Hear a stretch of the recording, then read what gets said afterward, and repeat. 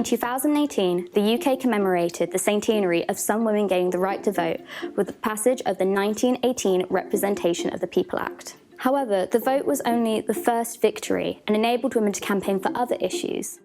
The first of these was the now largely forgotten legislative milestone that happened the following year, the Sex Disqualification Removal Act. To find out more about the Act and what it meant for women, I have come to the Parliamentary Archives to speak to Dr Mari Takayanagi, Senior Archivist at the Parliamentary Archives. The Sex Disqualification Removal Act is an Act of Parliament passed in 1919 that allowed women to enter professions, including law, for the first time.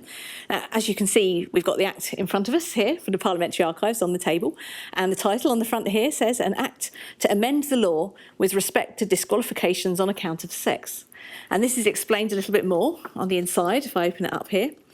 So the Act begins, "A person shall not be disqualified by sex or marriage from the exercise of any public function, or from being appointed to or holding any civil or judicial office or post, or from entering or assuming or carrying on any civil profession or vocation," and so it goes on. Those are quite powerful words. It sounds like this Act is going to fix everything. In fact, its impact is limited. There are some things it did do, and there are some things that it didn't do. In terms of the things it did do, as I say, the main thing it did was allow women to enter professions, and that includes not only the legal profession, but it also allowed women to become accountants, chartered accountants for the first time, because previously they were barred from this, and it allowed women vets for the first time, as well as women to become solicitors, barristers, magistrates, and sit on juries as well. It also allowed women into some parts of the civil service for the first time, the higher echelons of the civil service. And it allowed universities to admit women to degrees. They all did by this point except for Oxford and Cambridge, and Oxford chose to admit women straight after this to degrees. So there were many things that it enabled women to do. There were many things that this Act did not do that women campaigners were disappointed by. So although women were allowed to enter some parts of this civil service, they were barred still from other parts, such as the foreign and diplomatic service. The Act did not remove the marriage bar, because in this case, many women had to resign from professions if they got married along the way, and this Act did nothing to change that. There were no enforcement mechanisms in the Act to challenge this, and it didn't automatically give women the right to enter these professions. It was still reliant on the professional body to allow them in, and so, for example, the University of Cambridge chose not to admit women to degrees, and that didn't change until after the Second World War. And there were some professions that just were completely unaffected, such as the armed forces and the church, and it was many, many years before women were allowed in those professions. And in terms of women's political rights, this Act did nothing to change the franchise. So in 1918, the first women were allowed to vote, but many women still could not vote, and this Act did nothing about that. This Act also did not allow women to sit in the House of Lords, and that didn't happen until 1958. So in many ways, it didn't go as far as it could have done. But that's not to overlook the fact that it did allow women to do many things, including enter the legal profession.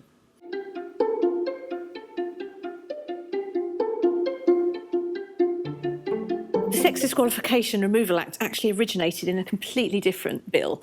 It originated in this bill here, which is called the Women's Emancipation Bill. And as you can see, the title's at the top, Women's Emancipation. And then the title of the bill is here, An Act to Remove Certain Restraints and Disabilities Imposed on Women. And the restraints and disabilities that it was trying to remove was, firstly, it wanted to allow women to enter the professions. And that's the part of it that went through and became the Sex Disqualification Removal Act. Secondly, it wanted to allow women to vote on the same terms as men, which hadn't happened in 1918. And that didn't happen, not until 1928. And thirdly, it wanted to allow women to sit and vote in the House of Lords, and that didn't happen until 1958. So it wanted to do three things, and the second and third things were just too radical for the government of the day.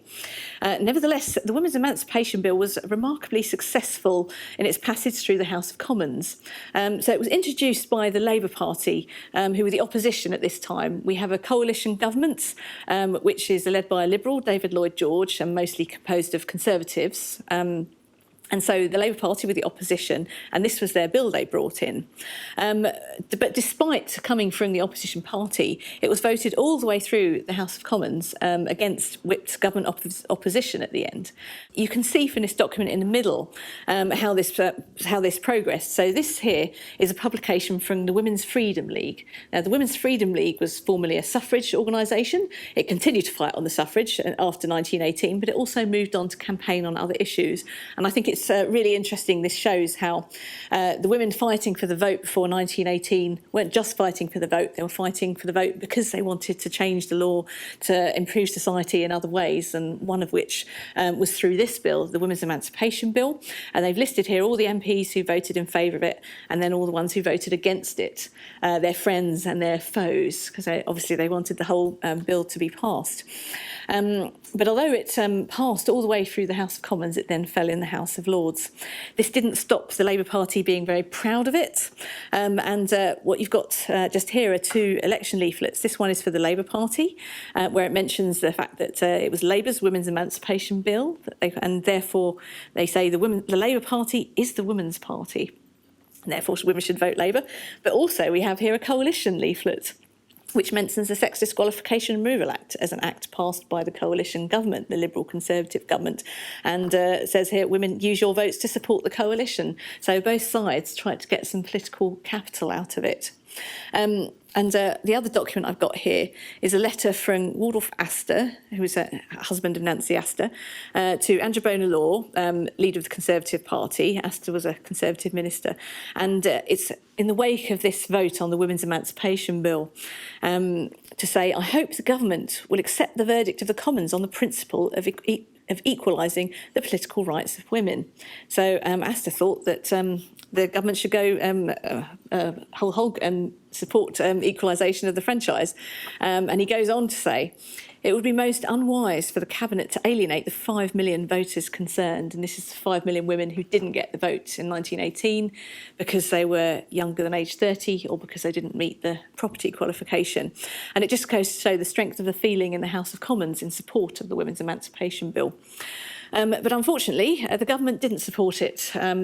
And so when the Women's Emancipation Bill reached the House of Lords, the government killed it there, didn't give it the time, didn't give it the support, and instead they introduced their own bill, a Sex Disqualification and Removal Act, as it became, which only took forward one of those points, the point that allowed women to enter the professions. And I think it's really interesting that of the three things this bill tried to do, the only one that got through was women in the professions. And a large part of the reason for that is because women had been campaigning so fiercely to enter the legal profession for many years, to become both barristers and solicitors. And if it wasn't for that pressure, I'm sure that it wouldn't have been carried through in 1919.